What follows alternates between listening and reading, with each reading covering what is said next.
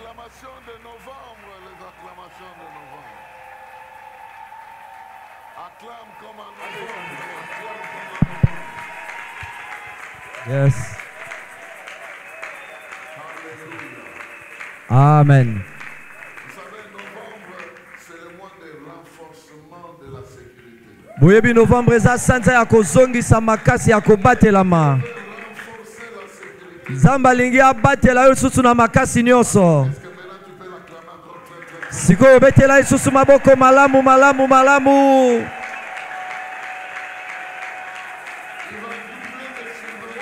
Akoyikisa kosenzela likolo na yo. Akolendisa liloba na bomoi na yo. Kembo eza ya ye. Bokozwa bivandelo na bino Nzambe apambola bino. Pamboli kolopo na epusa pesi biso. Par sa grâce, nous avons déjà consommé 10 mois de 2025. Na ngolu na ye si tosaleli basanza zomi ya 2025. Et il reste 2 mois. Etikali basanza mibale. Nous allons aussi les terminer. Tokosilisa yango pe lokola. Nous allons aussi traverser de l'autre côté. Pe tokokatisa na ngambo mosusu. C'est pourquoi ce mois il va renforcer la sécurité de quelqu'un. Yango na sanzo ya kopesa lisusu makati na kobatela maya motomoko.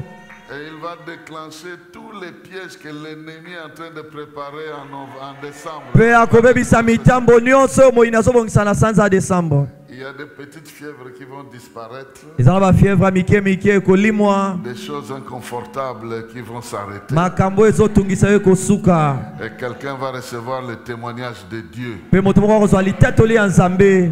Le témoignage de Dieu dans ta vie. Litatoli ya Nzambe na bomoi na yo. Nous voulons lire un texte aujourd'hui on aura 2 textes. Le premier dans les Actes des Apôtres. Nous voulons parler de l'émergence dans les mystères de la divinité de Comment tu peux émerger dans les mystères de la divinité de Christ?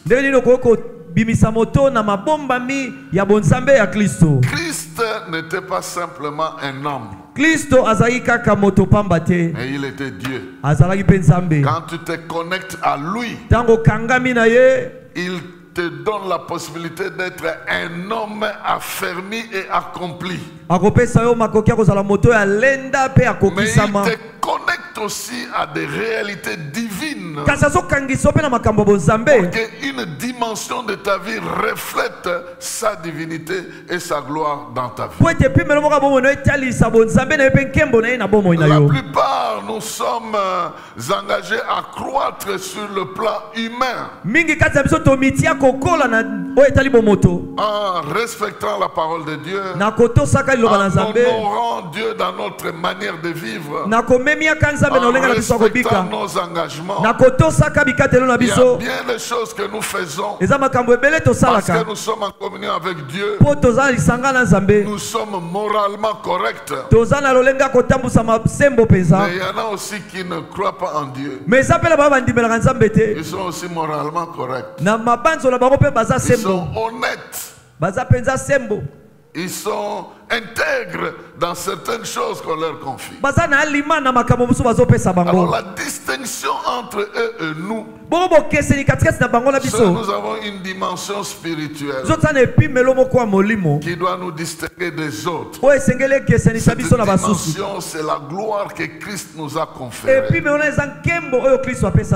Dans la prière qu'il a faite à son Père, la prière reprise dans Jean 17, il dit que la gloire que tu m'as donnée, je la confie à ceux ici. Mais moi j'ai besoin de la gloire que j'avais avant ma fondation. Celle que j'ai eue sur la terre, je la confie aux autres. Donc, je parle aujourd'hui à quelqu'un qui doit se distinguer dans une dimension où sa vie reflète les marques, la présence, l'autorité, la gloire de Christ dans sa vie. C'est très important parce que c'est une manière pour Dieu de témoigner que toi aussi tu as reçu son Fils. C'est une manière pour Dieu d'accompagner ta vie avec un soutien en apportant dans ta vie des preuves que tu lui appartiens. C'est un peu ça que nous allons voir.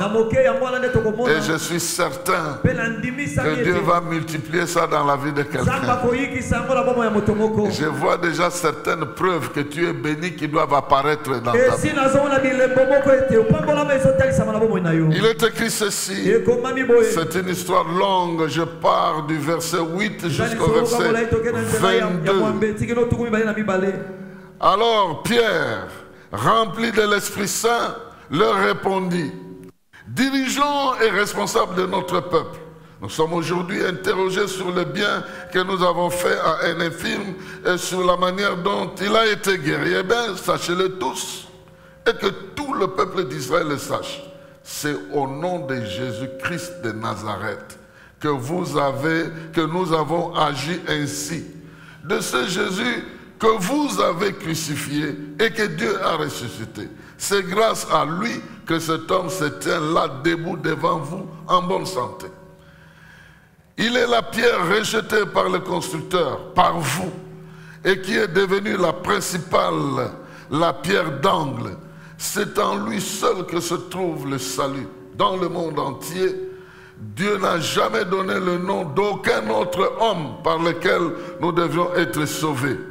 Les membres du grand Sanhédrin étaient étonnés de voir l'assurance de Pierre et de Jean, car ils se rendaient compte que c'étaient des gens simples et sans instruction. Ils les reconnaissaient pour avoir été avec Jésus. Mais comme ils voyaient debout à côté d'eux l'homme qui avait été guéri, ils ne trouvaient rien à répondre. Alors ils leur ordonnèrent de sortir de la salle et de libérer entre eux. Qu'allons-nous faire de ces gens-là, disait-il, car ils ont accompli un signe miraculeux évident et tous les habitants de Jérusalem sont au courant. Nous ne pouvons pas les nier. Mais il ne faut pas que cela s'ébruite davantage parmi le peuple. Défendons-leur donc, sous peine de sanction, de parler désormais à qui que ce soit au nom de Jésus. Là-dessus, ils les firent rappeler et leur interdirent formellement de parler ou d'enseigner au nom de Jésus. Mais Pierre et Jean leur répondirent: jugez-en vous-même. Est-il juste devant Dieu de vous obéir plutôt qu'à Dieu? Quant à nous, nous ne pouvons pas garder le silence, car ce que nous avons gardé le silence sur ce que nous avons vu et entendu. Après les avoir fait de menaces, ils les relâchèrent. En effet, ils n'avaient pas trouvé de moyen de les punir parce que tout le peuple louait Dieu pour ce qui venait d'arriver. L'homme qui avait été miraculeusement guéri était âgé de 40 ans. Nous sommes dans les 40 jours. Que Dieu bénisse sa parole. Amen. Nous, on veut entrer dans les 40 jours. Lui, il avait 40 ans. Voici un récit, bien-aimé dans le Seigneur, qui montre que des gens simples, qui n'ont pas étudié, des simples pêcheurs de poissons, mais qui ont passé du temps avec Jésus. Maintenant, Jésus n'est plus avec eux. Il leur a donné des consignes. Mais ces gens sont en train d'émerger dans la société avec un pouvoir divin, avec une dimension de la démonstration de la puissance de Dieu. Il y a un niveau où tout le monde peut arriver. Tes collègues peuvent arriver. Les gens qui te ressemblent peuvent arriver. Les gens de ton âge peuvent arriver. Mais à un niveau, ils n'arriveront pas. Un niveau où Dieu te qualifie pour démontrer aux gens qu'il est au milieu, qu'il est dans ta vie, qu'il t'appuie, qu'il t'accompagne, qu'il marche avec toi. Et nous ne devons pas oublier cette dimension-là. L'apôtre Pierre et Jean, ils avaient guéri un malade. Maintenant le bruit a fait sensation dans la ville. Je prie que le bruit que Dieu va faire au travers de ta vie remplace des faux bruits de qui que ce soit.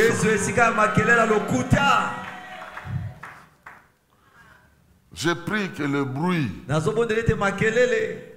des chrétiens bénis remplace le bruit des Indiens dans la ville, des Pakistanos, machin dans la ville. Je ne sais pas si je parle à quelqu'un ici. Congolais, je veux que ce bruit-là remplace le dit, ah, ça, les Indiens sont en train de prendre nos places. Il y a un oh, je ne suis pas contre ça, mais je suis en train de déclarer que hier c'était le bruit du Saint-Esprit. Le Saint-Esprit a fait le bruit par son apparition. Mais maintenant c'est le bruit des apôtres, au travers des apôtres. Et je parle des apôtres ici. Ce n'est pas seulement les apôtres des églises. Hein.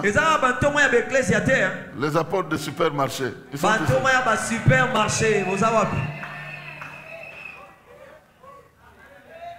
Jésus est venu, il a tout donné.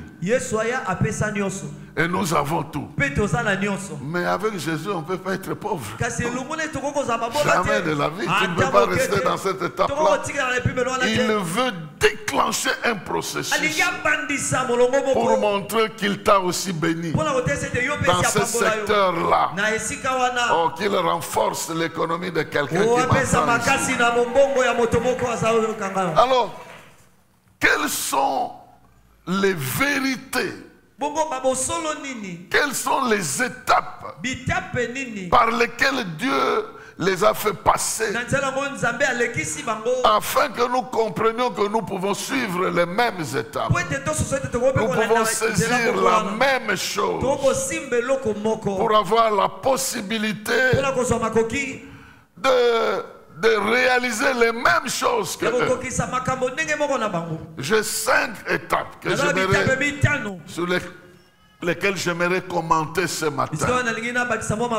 Et je prie que tu passes par toutes ces étapes-là pour atteindre un niveau où la grâce de Dieu te fait progresser mystérieusement dans la divinité que Christ a démontrée. Parce que si tu vis, ce n'est plus toi qui vis, c'est lui qui vit en toi. L'esprit n'est pas la chair, c'est l'esprit.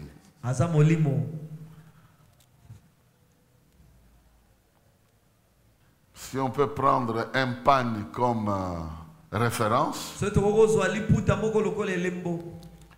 chacun va réduire ce pan-là à sa taille pour porter ça. Si on veut te faire une chemise, on va couper ça à ta dimension. Il y aura des restes. Mais je sais que pour d'autres, il faudra encore ajouter. Ça dépend des yards. Mais l'esprit, on ne le coupe pas comme ça. Quand il vient demeurer en toi, il vient demeurer entièrement. Même si tu es petit, il te remplira. Il ne va pas se rétrécir pour venir habiter avec toi. Dieu restera Dieu dans ta vie. Il ne sera pas 180% Dieu ici, 50%. Non, non, non. L'esprit qui habite en toi, celui de Jésus-Christ, il manifeste 100% la divinité de Jésus. Donc la première étape, même ces gens l'ont constaté. Ils ont entendu Pierre et Jean. C'était des gens non instruits. Ils ne sont pas allés à l'école. Mais Ils ont constaté qu'ils étaient avec Jésus. Ils l'ont reconnu pour avoir été avec Jésus. Bien-aimé, ça ce n'est pas une simple expression. Ce n'est pas une simple expression. C'est une vérité fondamentale. Être avec Jésus. Vivre avec Jésus. Marcher avec Jésus. Écouter Jésus, obéir à Jésus, s'attacher à Jésus, adorer Jésus, reconnaître Jésus. Ils étaient avec Jésus. Ils n'ont pas eu le temps d'étudier à gauche et à droite, mais ils étaient avec Jésus, la source de l'inspiration, la source de la connaissance, la source de l'autorité, la source de la puissance, la source de la gloire. Ils étaient attachés avec lui, ils ont mangé avec lui, ils ont bu avec lui, ils l'ont touché, ils l'ont écouté, mais ils ne sont pas restés au niveau humain, ils l'ont adoré. L'un a dit: à qui d'autre irions-nous? À qui d'autre irions-nous? C'est toi qui as les paroles de la vie éternelle. Nous nous attacherons à toi, nous mourrons pour toi, nous vivrons pour toi. Même si quelques-uns l'ont vendu, l'ont renié, l'ont fui, mais ils sont restés avec lui. Bien-aimés dans le Seigneur, nous pouvons venir à l'église, nous pouvons être chrétiens et être loin de la communion avec Jésus. Une communion qui est censée être régulière, journalière, que nous puissions vivre chaque jour avec lui, qui nous inspire chaque jour, qui nous accompagne chaque jour, qui nous communie chaque jour. Ceci est important. Des fois, nous avons cru pour accepter Jésus comme Seigneur et Sauveur. Et puis le reste là, ça ne le concerne pas. Nous commençons à mener notre vie comme nous voulons. Aujourd'hui encore, nous avons besoin de comprendre que nous devons développer cette communion de chaque jour avec lui, entendre sa parole chaque jour, lui demander quelle est pour aujourd'hui la parole que tu me donnes par laquelle je dois vivre spirituellement. Chaque jour, il a une parole pour toi. Chaque jour. Il y a des jours où tu as gêné, tu n'as pas eu ces paroles-là. Mais chaque jour, il a une parole pour toi.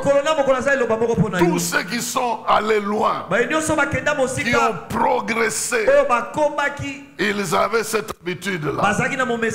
Ésaïe chapitre 50, verset 4, nous dit que l'Éternel m'a donné une langue exercée pour que je sache parler à ceux qui ont le cœur abattu.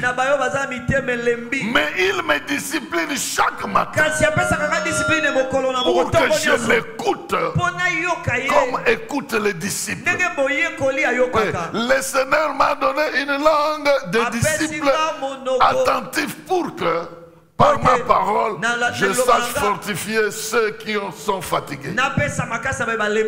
Il me fait entendre, il me fait tendre l'oreille matin après matin afin que je l'écoute comme pour les disciples.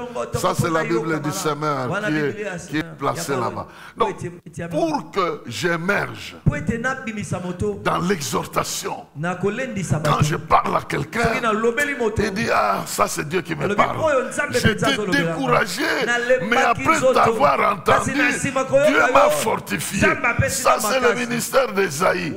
Mais pour qu'il en arrive là, il doit se discipliner pour écouter le Seigneur chaque matin.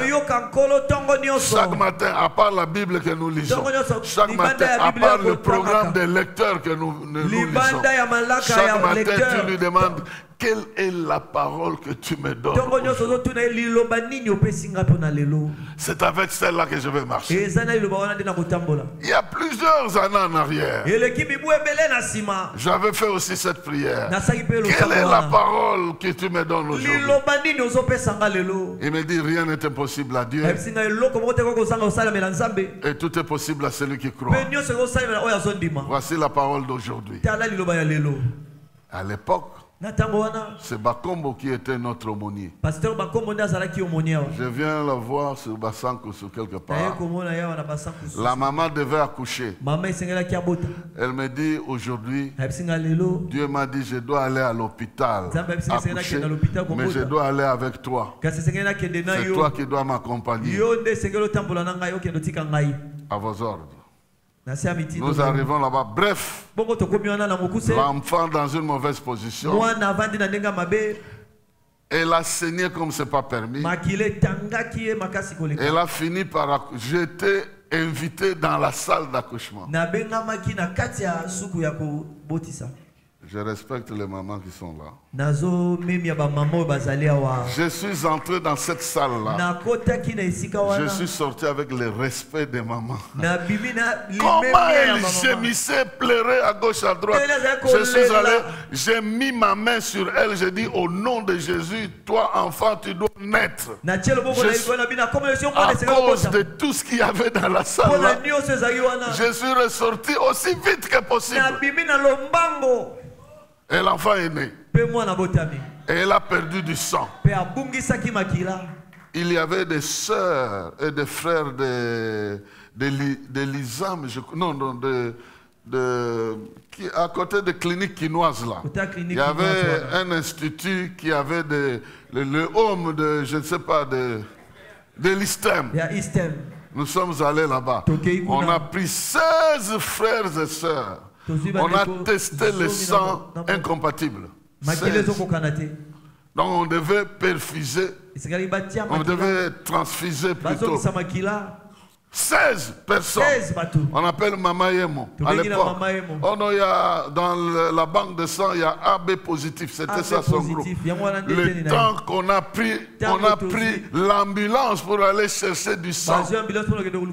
On arrive là, il y a un blessé qui venait d'arriver. On a pris ce seul sachet-là, on a placé. Et on est rentré. Le médecin me dit, c'est fini. Donc, ça vaut plus la peine. On doit amener le corps à la mort. Je dis non, non, non. Donne-lui une chambre. Donne-lui une chambre. Je me rappelle maintenant la parole de Dieu revenait. Rien n'est impossible à Dieu. Rien n'est impossible à Dieu. Et tout est possible à Dieu. Et moi je commençais à répéter ça. Donne-lui une chambre. Rien n'est impossible à Dieu. Tout est possible à celui qui croit. De 22 heures. De 22h à 6h du matin, j'étais à genoux en train de prier. 22h, 6h, je ne suis pas sûr que j'ai encore cette force-là. À 6h, elle ouvre les yeux. Elle me dit, quand je vais me rétablir, rappelle-moi, je vais te dire ce qui s'est passé ici. C'est plus tard qu'elle va me dire, pendant que tu priais là, j'ai vu le Seigneur me dire, je te prête momentanément mon sang. Avant que le sang des hommes n'arrive, tu vas rester en vie avec mon sang. C'est à midi qu'on a amené un sang compatible d'un membre de famille. 1986. 1986. Ça date. Et le jeune homme là, c'est un père de famille. Il habite dans une grande ferme au Canada. Il s'appelle aussi Kawata. Bien-aimé dans le Seigneur. Si je vous raconte ça, c'était comme une blague. Je fais une simple prière. Dieu m'accorde une parole. Mais je ne savais pas que c'est cette parole-là qui va déterminer l'issue d'un certain nombre de dangers dans la vie. Si nous vivons avec le Seigneur, à chaque moment que nous avons des problèmes, demandons-lui. Quelle est ta parole? Quelle est ta parole? Ne va pas vite, vite dans la Bible. Ta parole dit non, non, non. Demande-lui qu'est-ce que tu veux. Quelle est ta parole maintenant? C'est cette parole-là qui est le réma, qui va te donner une foi, la foi circonstancielle pour résister ou régler le problème qui est présent là. À une autre occasion, ça sera aussi une autre parole. Mais si tu veux entendre cette parole-là, tu dois avoir l'habitude de lire la parole écrite régulièrement.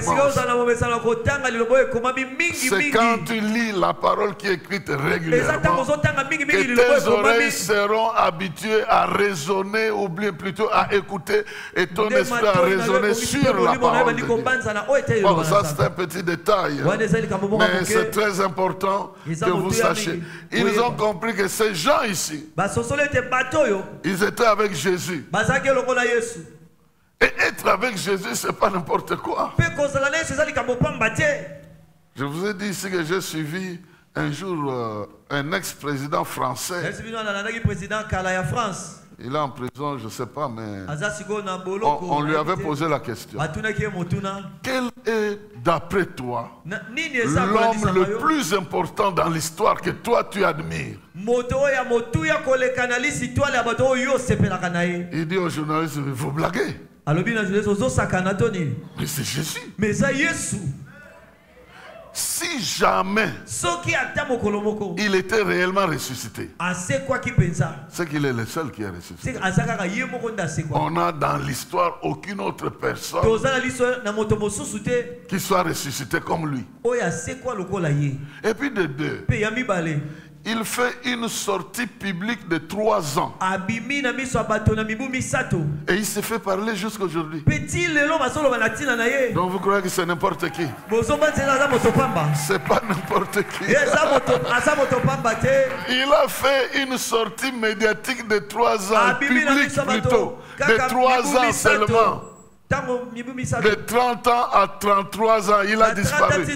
Mais jusqu'aujourd'hui, il continue à affecter le monde entier. Les gens disent, donc il ne doit pas être n'importe qui.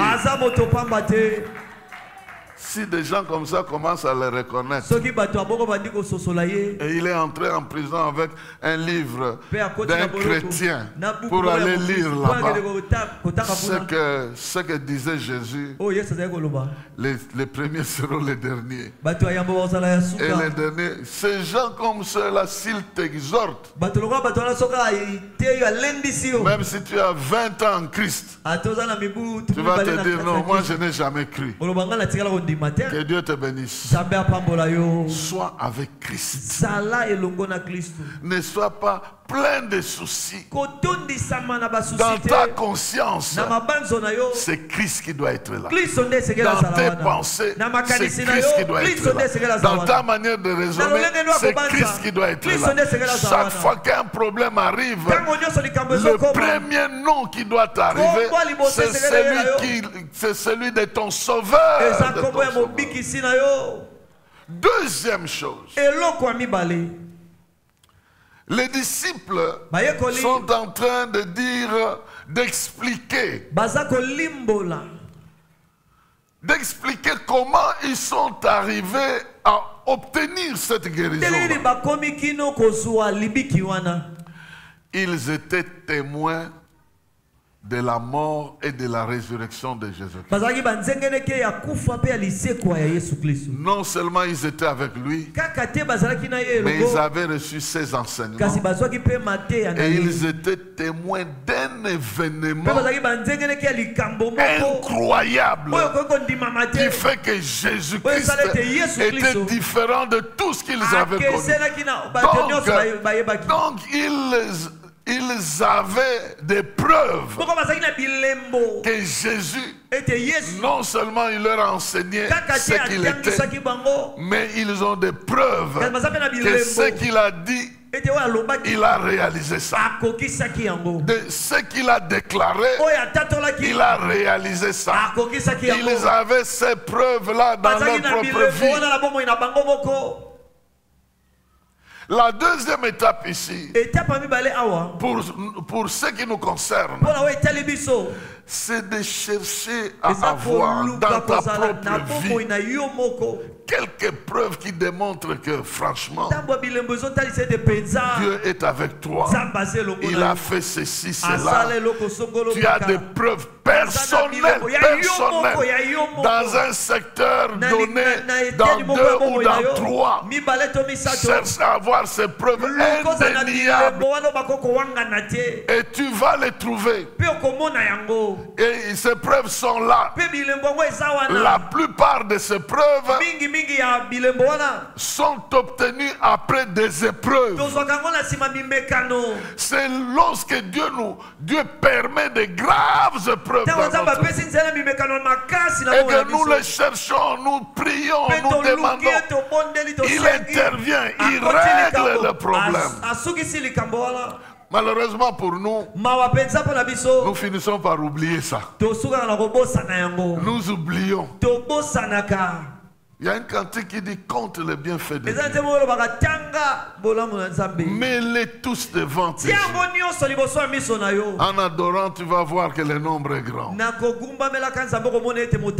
Dans ta vie, documente les interventions de Dieu dans ta vie. Même un petit carnet, ça va t'aider comme tu n'as pas l'idée. Pourquoi? Parce que le diable est capable de te faire tout oublier. C'est comme s'il n'a jamais rien fait. C'est comme s'il n'est jamais intervenu dans ta vie. Cherche la manière de documenter les grands faits de Dieu dans ta vie. D'abord, pas dans la vie de quelqu'un d'autre, dans ta propre vie. Et puis ensuite, ce qui t'a marqué même dans la vie des autres. D'abord dans ta vie, et puis en plus dans la vie des autres. Vous savez, il y a des gens qui ont composé des cantiques après de tels événements. Et ces cantiques restent. Dieu Tout-Puissant. Quand mon cœur considère, c'est un pasteur qui a composé ça le 13 mars 1886. Le 13 mars 1886. Chantez ça aujourd'hui. Vous sentez que Dieu était là à la base. Il y a des singles aujourd'hui qui disparaissent après une semaine.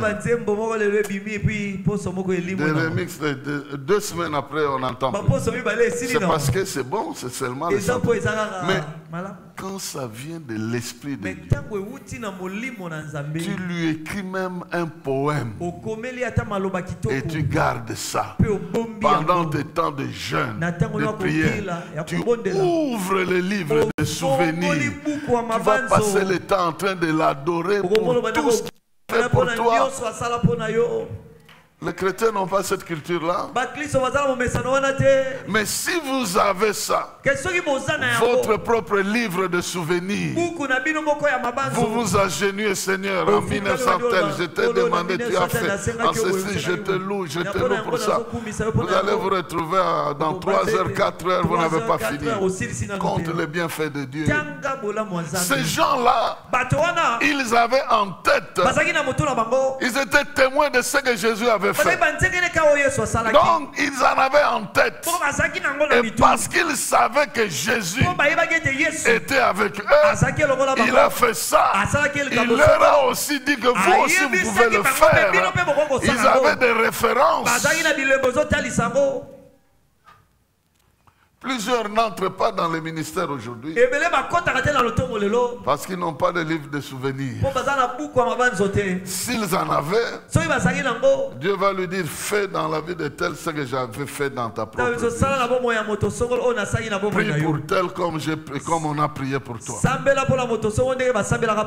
Maintenant, vous allez dire, c'est difficile de retrouver ces événements-là. Non, rappelez-vous même 2 seulement, vous écrivez, mais prenez l'habitude de commencer à écrire.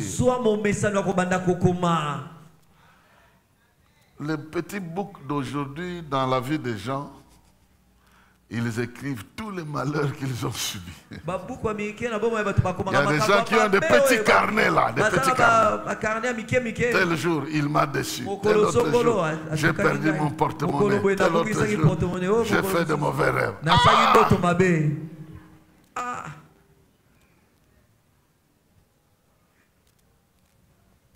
Il y a quelqu'un qui m'a envoyé ce carnet-là par mégarde. Par mégarde, c'était un truc de document que je devais recevoir. Moi, je crois qu'on m'a envoyé. J'ai ouvert. Si jamais quelqu'un arrivait à lire ceci après ma mort, qu'il sache que j'ai souffert à cause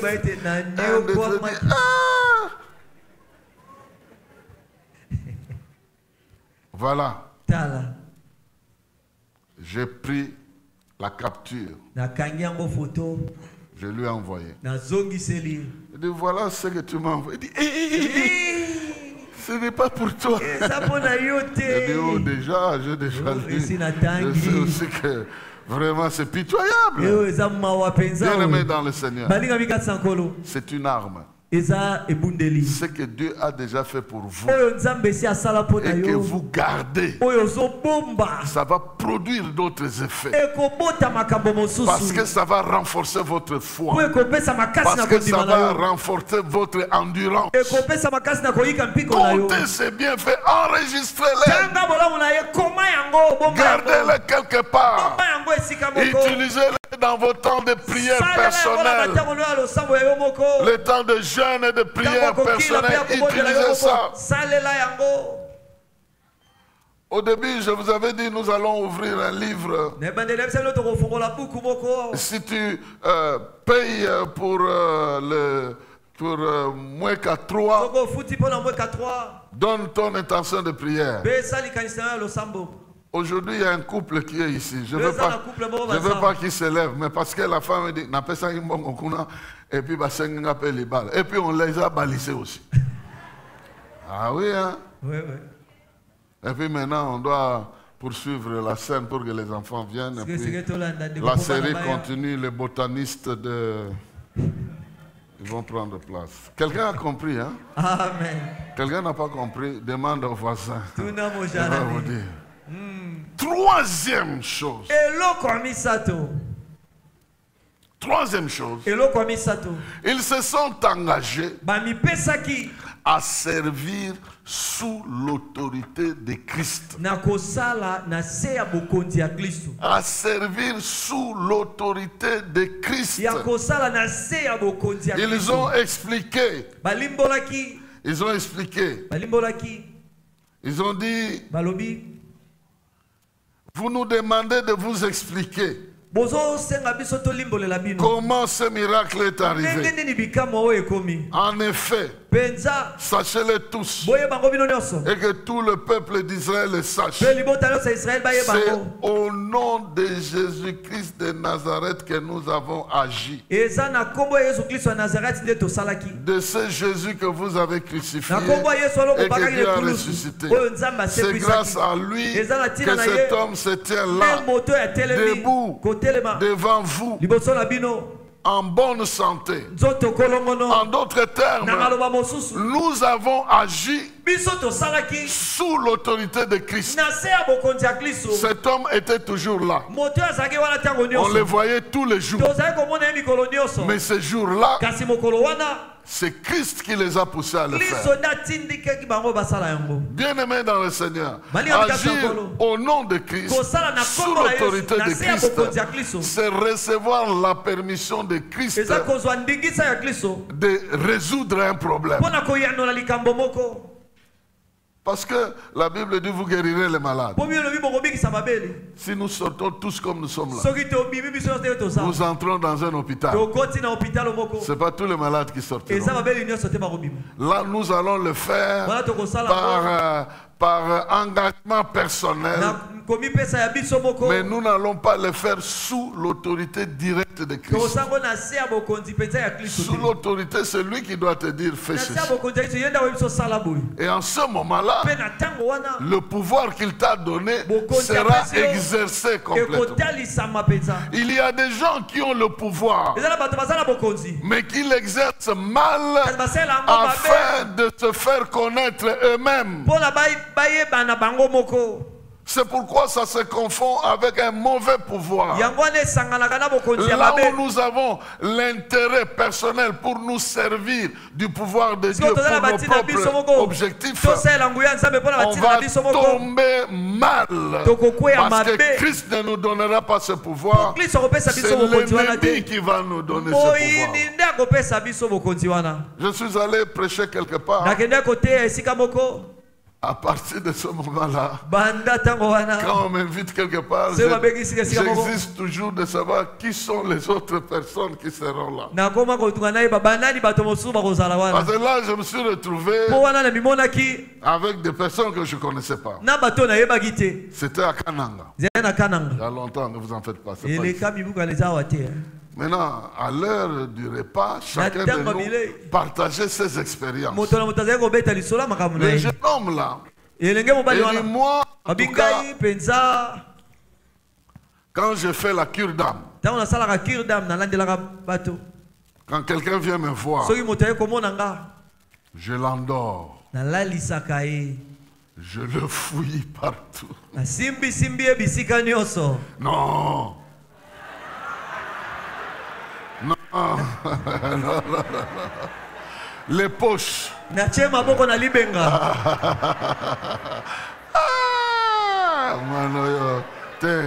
Je voulais dire dans les poches. Ouais. Je fouille partout dans les poches. Oh. Non. Vous ne sentez pas qu'il y a un mot qu'il ajoute là qui n'est pas correct?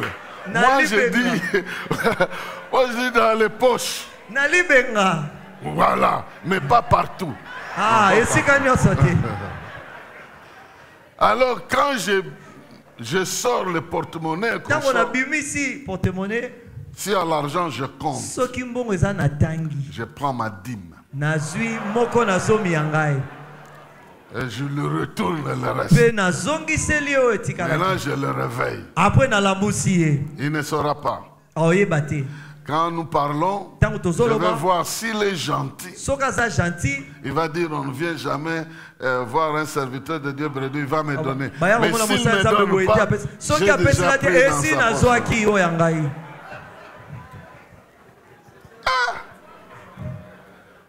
Et puis un jour, il endort une sœur. Le sac n'avait rien.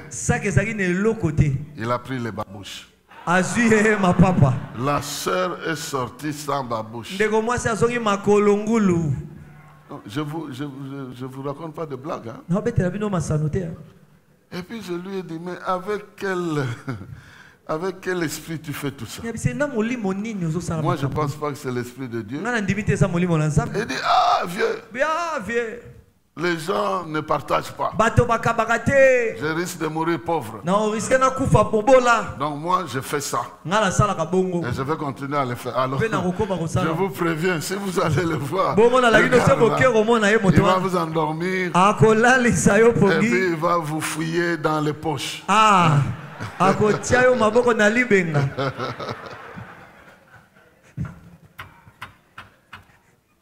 Mais les apôtres, ils ont servi le Seigneur. Là où il disait de faire quelque chose, ils ont fait. Quand ils n'étaient pas autorisés de faire quoi que ce soit, ils ne le faisaient pas. Pourquoi? C'est la gloire du Seigneur. C'est l'ordre du Seigneur. C'est le pouvoir que le Seigneur donne.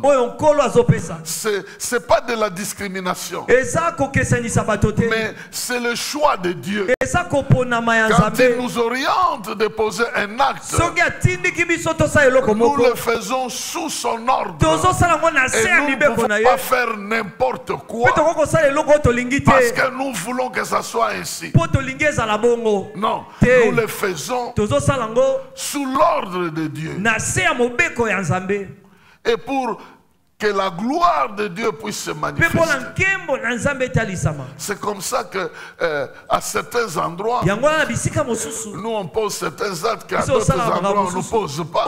C'est selon qu'on est conduit. On est conduit par son esprit pour poser certains actes. Alors bien aimé dans le Seigneur, si tu veux émerger en ce niveau-là, suis les instructions du Seigneur. Il y a un endroit où il va te demander de prendre un produit,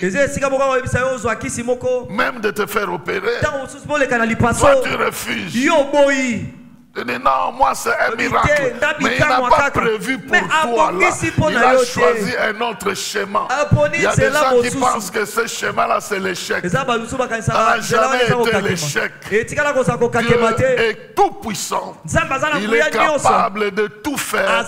Mais s'il choisit un schéma pour toi, c'est sa volonté. C'est son amour, c'est son autorité qu'il faut respecter. C'est très important. Des fois, des personnes viennent nous voir. Pasteur, tu pries pour moi. Pendant que tu veux prier, l'esprit te dit il doit aller se faire opérer. Maintenant, la personne, quand tu lui dis ça, peut-être le pasteur n'a pas de foi. Il va fuir, il va aller demander ailleurs. Et sa situation va s'empirer. Suivez, faisons tout sous l'autorité de Christ. Et celui qui doit tirer l'honneur, c'est Christ. Pourquoi? Parce que c'est lui qui nous veut du bien. Et c'est lui qui nous met à son service. Servez-le. Servez-le. Ne vous servez pas de lui. Servez-le. Et ne vous servez pas de lui. Parce que si vous vous servez de lui, vous allez mal finir. Mais si vous le servez, il va distinguer votre vie. Il y a une distinction entre ceux qui le servent et ceux qui ne le servent pas.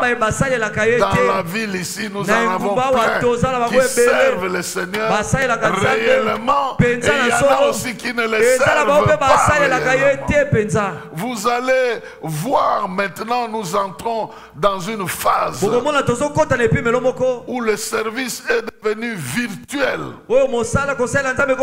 L'église va dans le numérique. Ce n'est pas simplement dans le présentiel. Il y en a de ceux qui vont suivre un pasteur en ligne. Ils vont commencer à suivre ses instructions. Mais ils ne savent pas où ça va aboutir.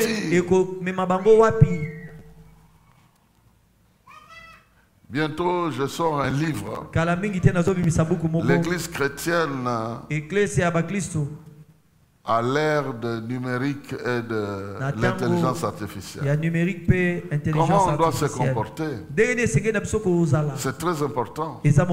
Parce qu'aujourd'hui, il y a plusieurs qui passent à l'écran et qui vous disent, qui vous lisent la Bible, qui vous exhortent, qui font n'importe quoi.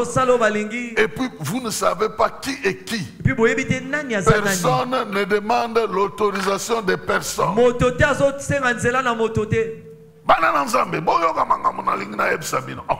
Toi c'est qui? Tu as été envoyé comment? Il vous oblige. Il dit, suivez-moi. J'ai quelque chose à vous dire. De la part du Seigneur. Qui est cette personne? Vous ne savez pas. Maintenant, quand vous allez suivre jusqu'à la fin, vous vous rendez compte que ça n'a rien à voir avec, ou alors ça va vous jeter des doutes, ou alors ça va vous jeter des... Il y a plein de choses que vous connaissez déjà, plein d'enseignements que vous connaissez, qui sont remises en cause sur le net. Et quand vous le suivez, vous allez poser la question, est-ce que je dois encore donner la dîme? Est-ce que je dois encore donner les offrandes? Est-ce que je dois encore prier comme ça? Il y a des choses qui sont récusées. Et pourtant, jusque-là que vous avez obéi, vous voyez que votre vie est en train de progresser. Mais dès que vous allez changer, vous verrez que les choses ne vont pas aller de la même manière. Faites très attention, bien-aimés. Les disciples, devant les Sanhédrins, devant les autorités, on les a arrêtés, on les a blâmés, mais ils sont restés logiques avec leur voix. Je vous prie que cette doctrine que vous avez saisie, que vous avez écoutée, à laquelle vous avez souscrit, vous gardez vos cœurs et vos pensées comme il est écrit dans les enseignements des apôtres, et que nous ne puissions pas aller à gauche et à droite à cause de ceci. Si vous voulez croître spirituellement avec Christ, attachez-vous à ses enseignements. Il y en a d'autres qui vont vous dire, mais Christ, ce n'est pas une personne. Christ, c'est un état spirituel. Donc quand tu grandis spirituellement, tu atteins le niveau de Christ. Les occultistes enseignent ça. Ils utilisent un passage aussi de la Bible. Ils disent les uns comme apôtres, les autres comme prophètes, pour la croissance de l'Église, pour atteindre la maturité, l'état d'homme fait, l'état de Christ. Voilà, c'est l'état. Et pourtant, nous, on l'a vu. Il nous parle. Et nous l'écoutons. Et quand nous l'écoutons, nous pratiquons. Ce n'est pas un esprit comme ça là. Il est Dieu. Il est Dieu. Il est Dieu. Il est Dieu.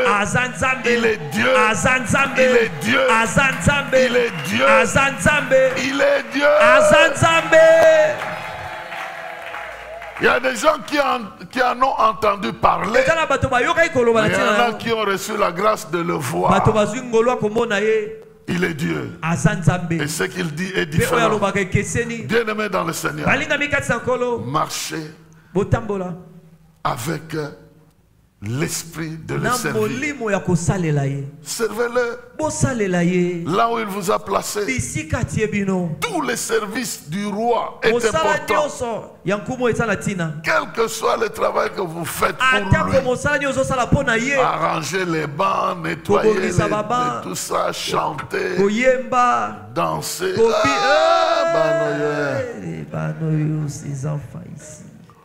Quand je les ai vus danser ici, je me dis, mais heureusement à notre époque il n'y avait pas de films.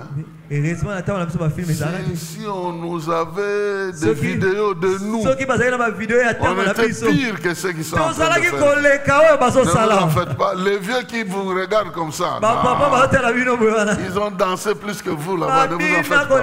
Mais malheureusement vous ne les verrez pas. Vous ne les verrez pas. Sinon moi je vous encourage. Je vous encourage, danser pour lui.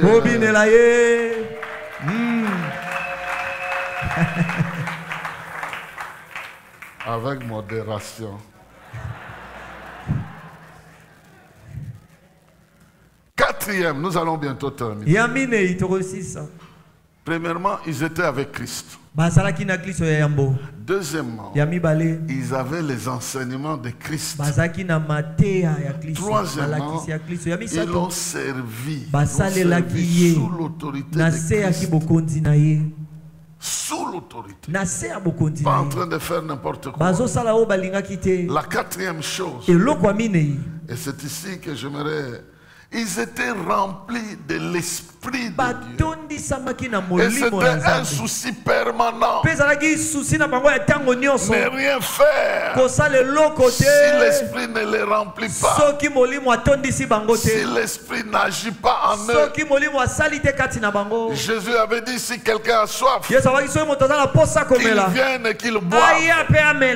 Dieu nous a séparés du monde en nous donnant son esprit. Ézéchiel 36. Ézéchiel 36. Ézéchiel 36. Ézéchiel 36. Versets 25 à 30. C'est le deuxième texte que je vous ai promis. Ézéchiel 36, versets 25 à 30. Il est écrit ceci. Je répandrai sur vous une eau pure, afin que vous deveniez purs.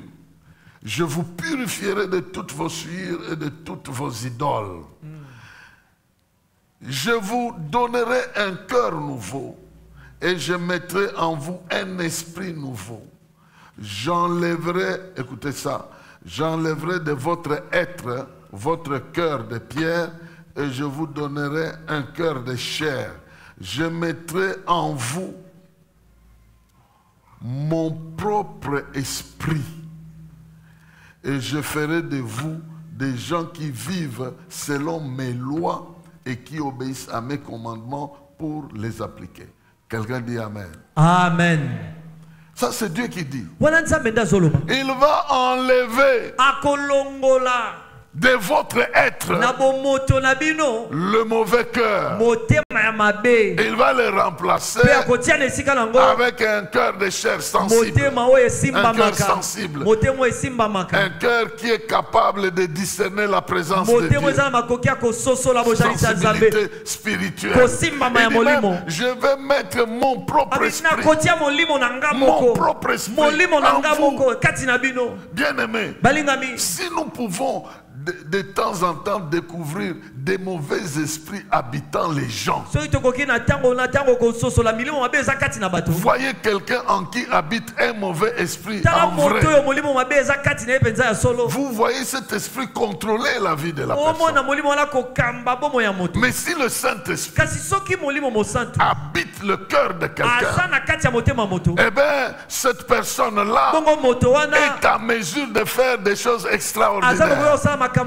Mais navigue plus sur le naturel, mais exprime des réalités surnaturelles. Parce que l'Esprit de Dieu le fait agir au-delà de l'entendement humain. Et c'est la présence de cet esprit qui est très important. Il était au départ, lorsque l'homme a été formé. La terre, il a pris la terre, la Bible dit, quand il a envoyé l'esprit, l'homme est devenu un être vivant. Et pendant qu'il est un être vivant, son esprit a été souillé par le péché. Et Dieu dit, je vais enlever un cœur insensible. Le cœur de pierre, c'est au niveau de l'insensibilité. Dieu a prévu que quand il agit en nous, nous soyons conscients que ça c'est Dieu. Que quand il agit en nous, que nous soyons sensibles, conscients, il dit ça c'est Dieu. Et si nous sommes capables de discerner sa présence, en ce moment-là, nous allons agir conformément à l'autorité qu'il nous donne. Bien-aimé dans le Seigneur, quiconque sert le Seigneur réellement, il sait, lorsque l'Esprit prend le contrôle de ce qu'il doit faire.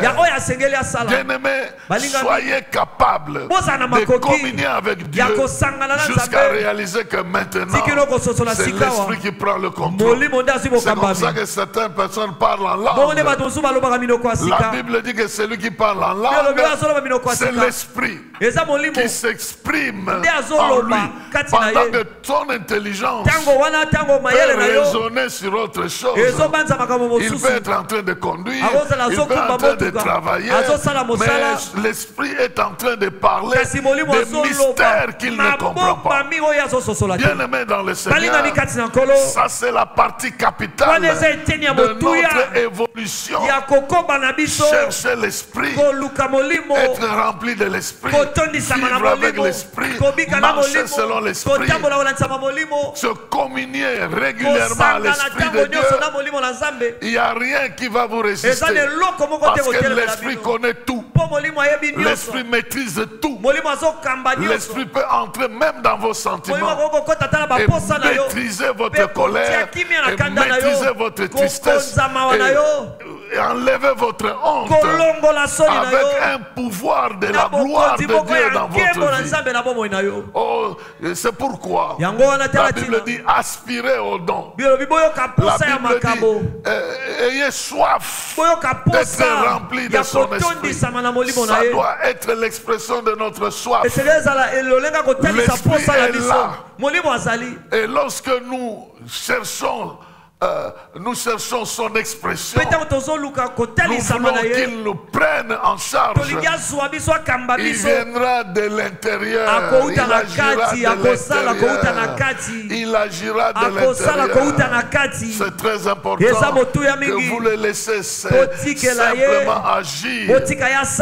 Déjà, si vous avez l'intention d'honorer Christ, de servir Christ et non vous-même, le Saint-Esprit vous donnera tout ce dont vous avez besoin. Nous avons besoin de gens qui croient dans ça. Et ça, ce n'est pas simplement des ministres de Dieu. Tout chrétien peut avancer.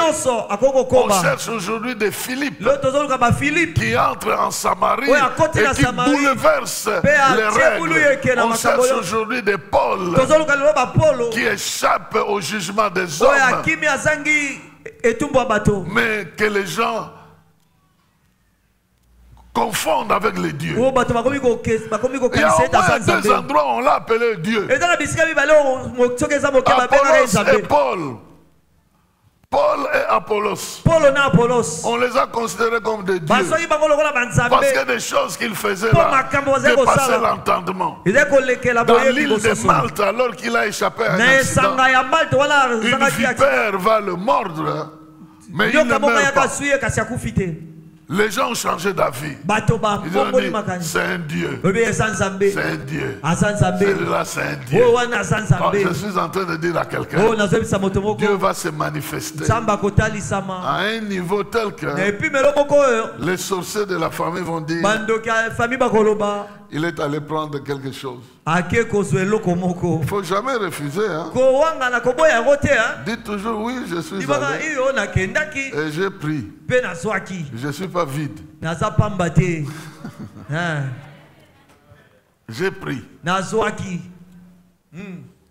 Quand je travaillais quelque part, un collaborateur me dit, moi j'ai mes fétiches dans mon sac. Quand je viens au bureau, je dispatche ça. Mais toi, on t'a cherché.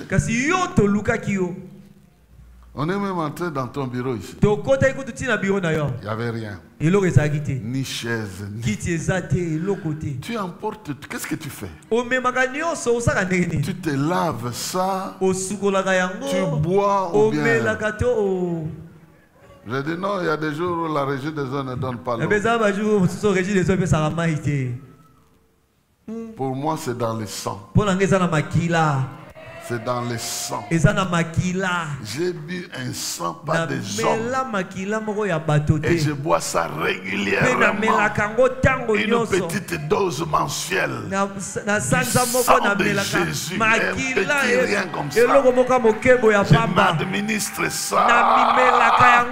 Et les choses qui se passent au niveau spirituel, c'est du tremblement du camp de l'adversaire. Parce que Jésus a dit, celui qui me mange et celui qui boit mon sang, il possède la vie en lui-même.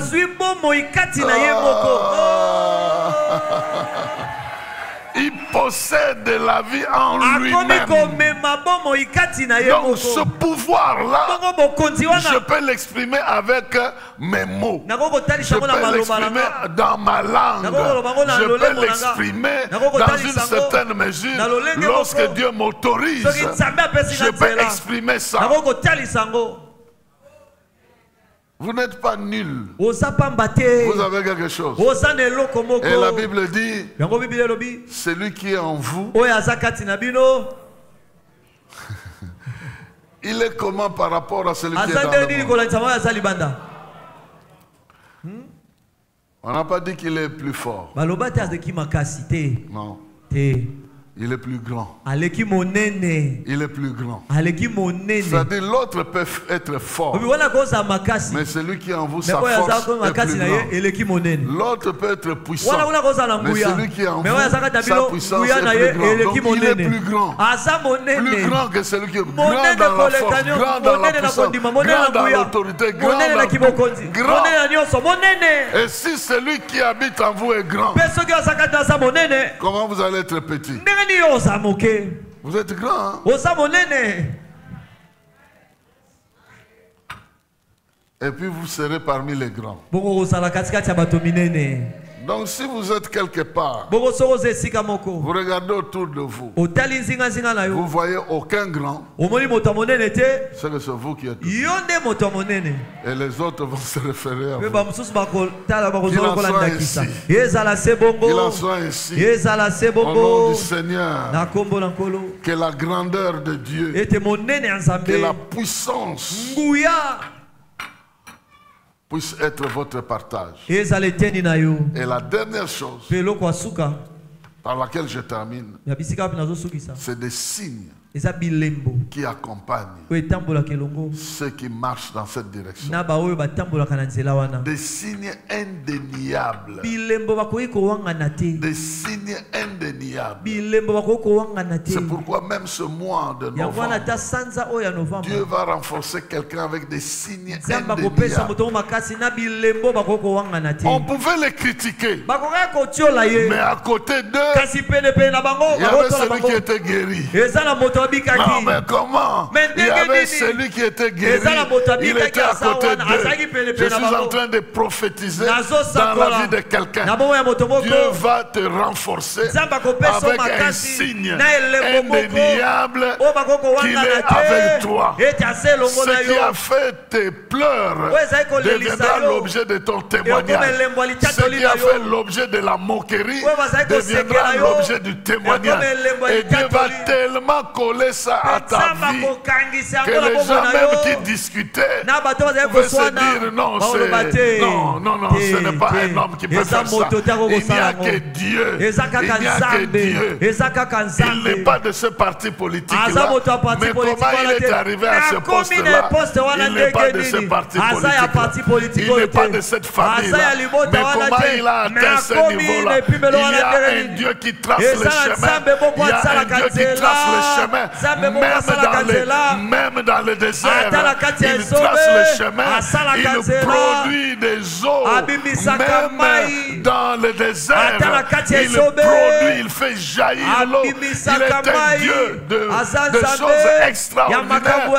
Il va coller au moins deux choses dans ta vie. Deux miracles qui ne trompent pas, que c'est lui qui est intervenu. Et puis toi, tu vas te reposer. Ce sont ces miracles qui parleront à ta place, qui vont témoigner à ta place que j'ai un Dieu grand, que j'ai un Dieu puissant, que j'ai un Dieu tout puissant, que j'ai un Dieu qui agit. Bien-aimé dans le Seigneur, aujourd'hui encore, ce Dieu-là agit. Les plans du diable, il peut le transformer pour que ça soit à ton avantage. Il travaille derrière les événements pour confondre les malfaiteurs. Aujourd'hui encore, il va toucher à quelque chose de ta vie. Il va toucher à un endroit qui ne marche pas. Il va toucher à une situation désespérée. Il va toucher à quelque chose que tu risques de perdre pour recommencer, pour redresser et pour montrer que c'est lui qui est intervenu. Il l'a fait hier, il le fera aujourd'hui, il le fera demain. Lui n'est pas le Dieu de désespoir, il est le Dieu de recommencement, il est le Dieu de rétablissement, il est le Dieu de restauration, il est le Dieu de dédommagement des années perdues, des temps perdus. Il va toucher quelqu'un et il va signifier que moi et lui. Joseph avait disparu.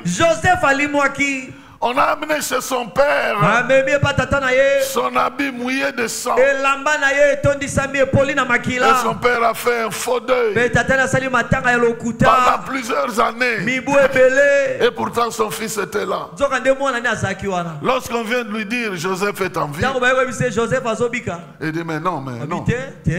Vous m'avez amené déjà les preuves. La Bible dit Jacob regarda. Ses fils étaient accompagnés des chars, c'est-à-dire l'escorte du roi. Si c'est ici, on peut dire les gens de l'équipe rapprochée du chef de l'État. Voilà. Il regarde, il dit, mes fils c'est des aventuriers. C'est des pauvres. Mais où est-ce qu'ils peuvent avoir cette histoire? La Bible dit qu'il les regarda. Il reçut la conviction. Et puis la vie se produisit en lui. Dit, mon fils est vivant. Ce que Dieu t'a promis là, c'est toujours là. Ça se trouve toujours là. Cette guérison là est là. Cette victoire là est là. Maintenant, ça va apparaître comme un signe. Parce que l'Esprit de Dieu va pousser le temps, les circonstances pour qu'il produise ce miracle là. Lui qui a participé à la résurrection de Christ, il vient avec la même force pour t'accompagner. Qu'il impose ce signe-là dans ta vie. Au nom de Jésus. Que Dieu bénisse sa parole. Dieu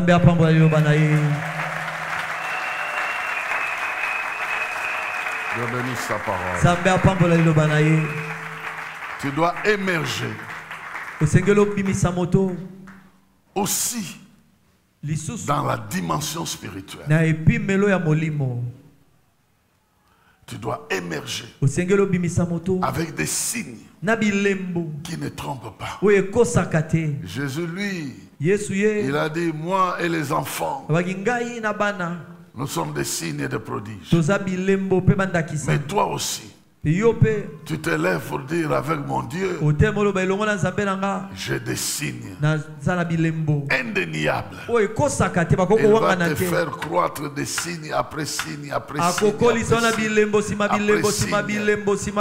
qu'il se glorifie au travers de ta vie. Parce qu'il y a certaines guérisons qui sont placées dans le schéma de tout le monde.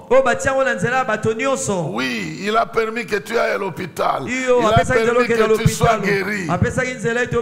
Mais il y a aussi des fois, s'il veut démontrer aux autres, il peut aussi te donner ce que l'hôpital ne peut pas te donner. Il peut te donner ce que la tribu ne peut pas te donner.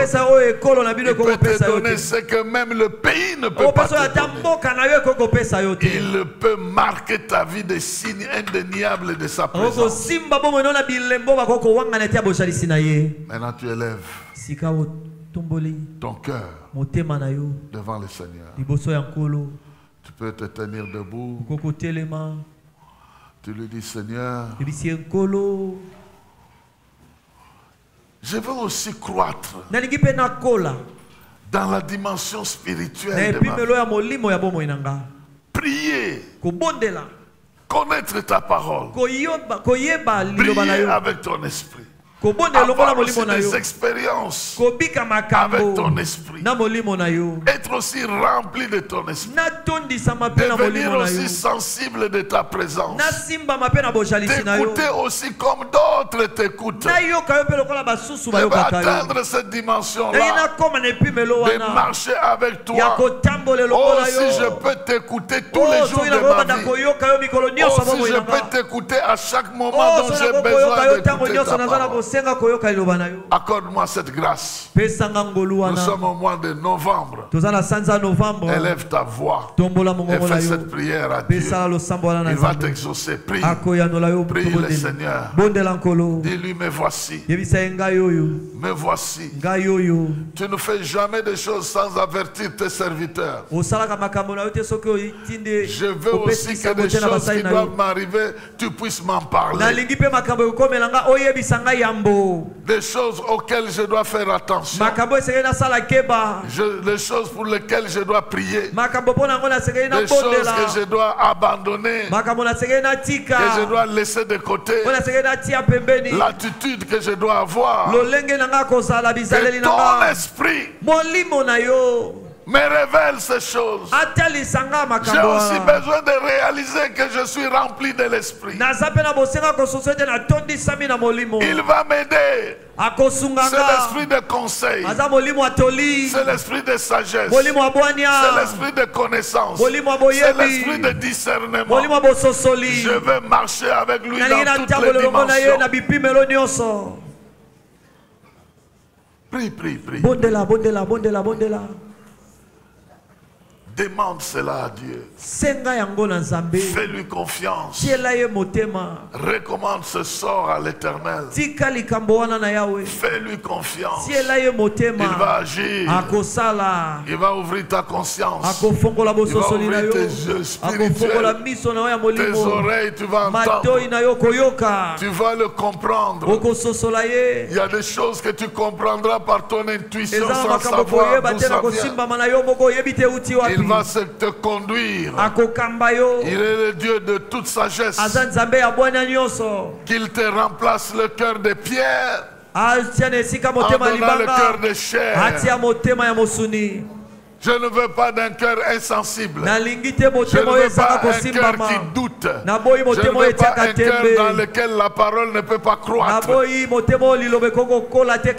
veux un cœur sensible, un cœur simple, qui accepte la parole, qui écoute le berger, qui marche avec les bergers.